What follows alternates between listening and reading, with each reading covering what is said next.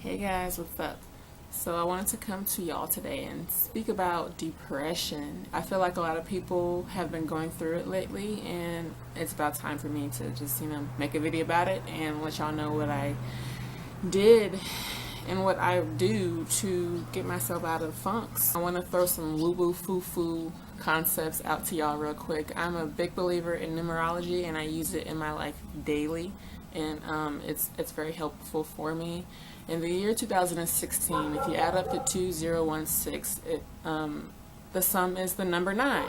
The number 9 frequency resonates with letting go, shedding old aspects of yourself. Like, even if you don't let go, it's gonna shed them for you. It might be painful, it might be hard, it might be long, it might be rough, it might be easy, but letting go of the old and becoming a great version of yourself, the version of yourself that you came here to be. Number 9 is all about new beginnings and fresh starts and letting go of the shit that's been holding you back and holding you down. So a lot of people, including myself, have been going through a lot of turmoil and a lot of deep stuff, and a lot of old people have been showing up in their lives. I can't count how many ex-boyfriends have contacted me this year. I'm like, hey, what's up? I wasn't thinking about you. Why are you contacting me? It's interesting that as a collective, a lot of people are going through these same exact things. With that being said, I just wanted to let you know that it's not just you. There are no new problems. It's okay to seek out help and speak to people about this. I'm so open with people when I talk about my issues and what I've been through, because if I can just help one person get up and out of, depression or suicide, help them become healthier, think more positively, initiate change in their lives, and I'm just all for that. So I've read and heard a few times that depression is a habit of living in the past. Dwelling on past experiences and wishing so-and-so's back in your life, or wishing things were like how they were supposed to be. But you know what? You don't have those things in your life for a reason. And I believe once something is taken away, something better will be replaced in its space. That's my thoughts. I definitely was in the past a whole hell of a lot when I had depression, because I was sick and I was laying in bed for months at a time, nothing to do, no friends to really talk to, thinking about when I did have friends and when I did have community, when I was healthy and energetic and I was out doing things, and it was very depressive to think about that. But I also would try to bring myself out of it by thinking of, okay, when I overcome this illness and this sickness, I'm going to be so much better, so much stronger, faster, smarter, everything, and that wasn't just me. I had family and friends telling me that, it will get better, and even though I didn't feel like it at the time, I knew that it would.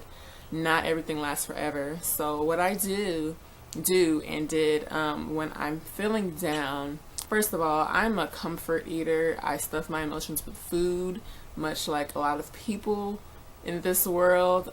That's not healthy. Sometimes, indulge, but don't make it a habit, because most likely the food that you're eating isn't alive. It's sweets, bread, pasta, things that bring comfort and warmth to you. I've experienced when I crave a lot of sweets, I'm craving sweetness in life. I'm craving love and attention and TLC from an outside source and not giving it to myself. So I substitute those emotions and feelings with eating sweets. Eating healthier foods, alive foods, organic, life-giving foods will help depression by healing and cleansing your organs. But when you're eating food that's not so much alive and nutritious, then you're just continually feeding dis-ease and darkness. If you feed dark to the dark, it's only going to grow bigger, better, stronger. And if you give light to the dark, it does the opposite. So that's one thing that I do. Another thing that I tell people to do is stop watching the news, guys. Stop watching the news. Stop watching the news. Stop watching the news. And this is my opinion, but the news is fear mongering. When do you ever turn on the news and just laugh and smile and feel good and nice and wholesome after watching it? I, for one, am very sensitive, crying and boo-hooing and feeling angry or something after watching the news. And I do it rarely, like maybe a few times a year. Seriously, it's just not worth it. Your subconscious is continually picking up and programming all that you input into your life. You know, your food, your surroundings, what you hear, the music, everything. When you keep feeding your subconscious the negativity, you might not know it, but it's running off of that.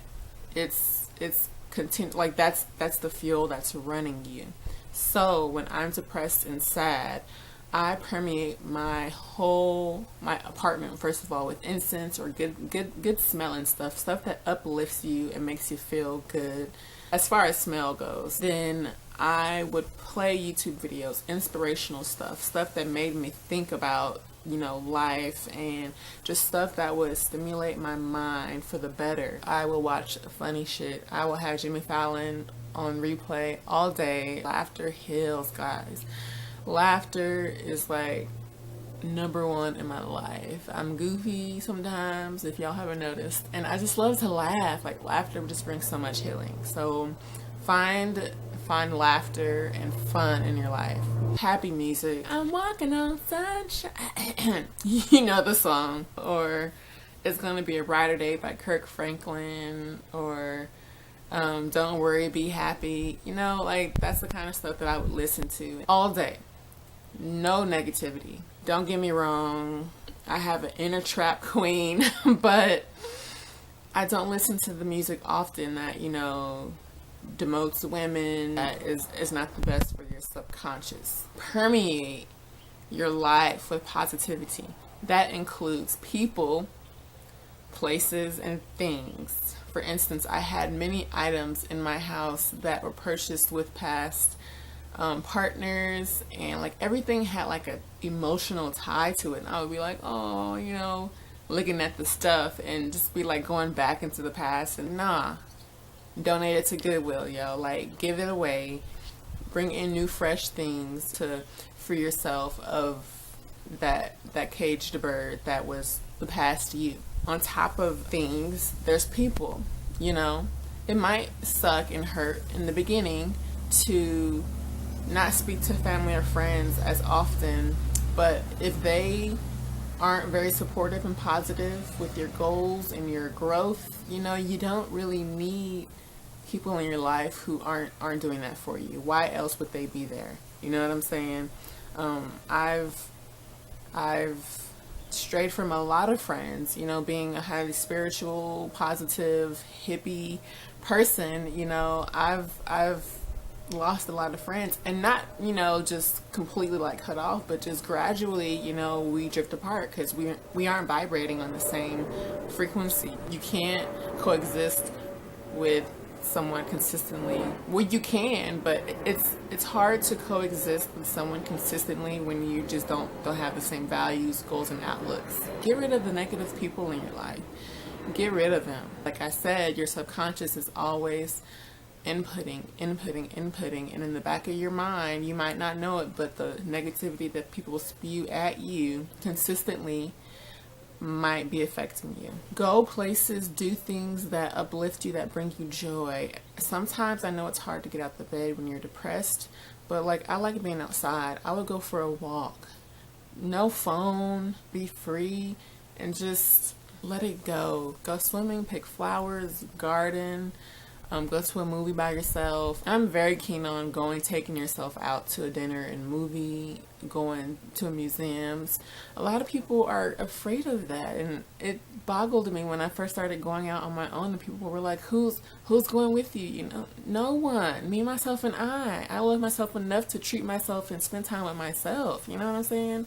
If you don't love yourself first and foremost, then that sets the standard for how other people will love you. Go out and do things that bring you joy and happiness. Another thing is cry. Cry. Take time out, even like maybe in the shower. Freaking cry. Let it out. Emotions are energy in motion. And that energy is stuck within your body, and it's trapped. It's just sitting and stagnating and just building up, you know, like, you need to let it go. You need to let it go. I'm so sick of hearing people, don't cry, don't show any emotions. No, expend it. Look at little children. When they get mad or upset, what do? Freaking kick, scream, cry, yell, and then they're back to loving you unconditionally in like 5 minutes. You know what I'm saying? They know how to live. We need to connect back to our inner child and just let those emotions let go. Of course, in a mature, contained way. You know, you don't want to be going into work going off on people. You know what I'm saying. But expend your energies and cry. Crying is really healthy for you.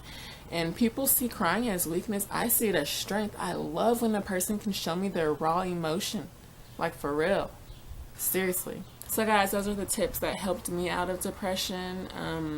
And that helped me through, you know, sad moments in life. I really hope this helps you, and be sure to like the video and comment below any questions you have, and subscribe to my channel if you haven't already. And I hope you have a happy, joyful, blessed, awesome, fantastical, stupendous, freaking magical day. Bye. Love you. One more thing that I actually wanted to say, be very, very careful of your words. The words I am are very, very powerful, and whatever comes after that, you are commanding, you are professing your body, your cells to adhere and to be that. For instance, I'm sick and tired, I'm pissed off, I'm sad, I'm hurt. Be very, very careful of your words. Think of you as the God, you know, the overseer, and your cells are all the little people inside of your world, your universe. You are commanding your cells to live and be a certain way. So replace the words with, I experience. I say that a lot. I experience depression, not I am depressed. I am experiencing feelings of anger, not I am angry, because it's all an experience. I am not anger. I am not depression. I am a divine, spiritual, whole, perfect being who is experiencing this bullshit down here on earth, you know, in this crazy, crazy thing we call life. I am perfect. I am whole. I am divine. I am a goddess. I am not my experiences, but I do experience anger, depression, sadness sometimes. So be very, very careful of your words.